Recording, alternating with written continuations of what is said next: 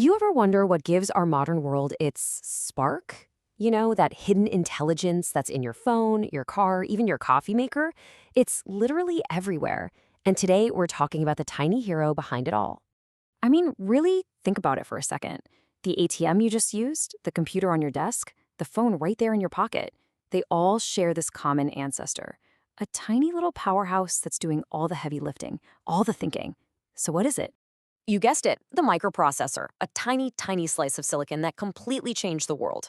So in this explainer, we're going to break down exactly what it is, how it works, and really why it's the engine that powers our modern lives.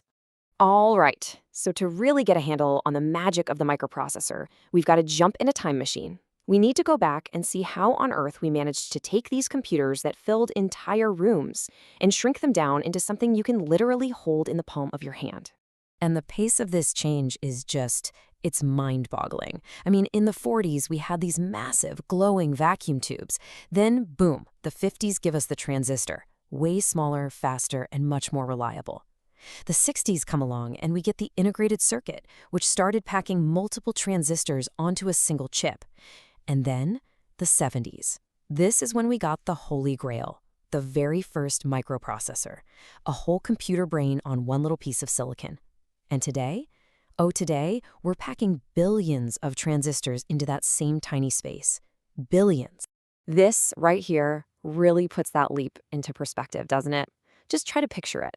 A machine filling a whole room weighing 30 tons, glowing hot with 18,000 vacuum tubes. Now, think about the processor in your smartphone. It's the size of your fingernail. It weighs practically nothing, and it holds billions of those transistors. It's just a monumental feat of engineering. There's no other way to put it.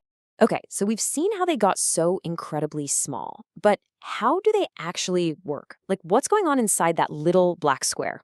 To figure that out, let's zoom way in on one of the true legends of the industry, a classic 8-bit chip that really laid the foundation for everything that followed. We are going to be looking at the legendary Intel 8085. This little guy was an absolute workhorse back in the early days of personal computing, and in all sorts of industrial machines. And here's the cool part. Understanding its basic design, it's kind of like learning the alphabet. Once you get this, you can basically read the language of almost all modern processors. So the real magic is how all these pieces work together. First up, you've got the control unit. Think of it as the conductor of an orchestra. It's in charge directing the whole show. Now, when a command comes in, the instruction decoder acts like a translator, turning that computer code into actual actions. Then you've got the ALU, the arithmetic logic unit.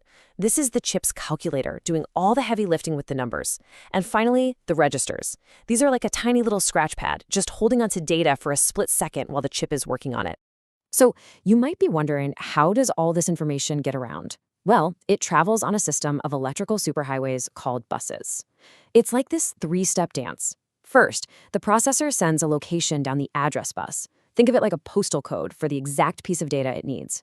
Step 2, it sends a command on the control bus, basically shouting, hey, I want to read what's at that address. And finally, the actual data zips back to the processor on the data bus. And get this whole dance happens millions, sometimes billions of times, every single second. Okay, so once that 8-bit foundation was set in stone, the race was on. The goal was super simple. Make it faster, make it smarter, make it more powerful. And this right here led to the next huge leap in processing power.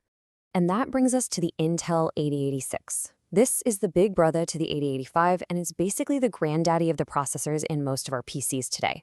For starters, the data width doubled to 16 bits. That means it could handle twice the amount of information in one go. But the real game changer, the thing that blew everyone away, was its ability to do things in parallel. For the very first time, while one part of the chip was busy doing calculations, another part was already grabbing the next instruction. This got rid of all that waiting around and created this just massive leap in speed and efficiency. All right, so we've gone way back in history, we've peeked inside the chip itself.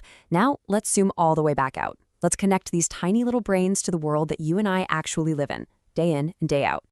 Honestly, the better question is probably, where aren't they? I mean, of course they're in our computers and our phones. That's a given. But think about it. They're also in the ATM that gives you cash. They're in the car that gets you to work. They're in the smart thermostat on your wall. And they're in those giant industrial robots that build pretty much everything around us. They are the invisible, silent but absolutely essential engines of our entire society.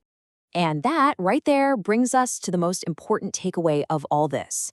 If any device you own has any kind of intelligence, any ability at all to process information and make a decision, this is why. It's because the microprocessor is, quite simply, the brain of the system. So, from a calculator that filled an entire room to a world powered by trillions of interconnected processors, the journey has been absolutely incredible.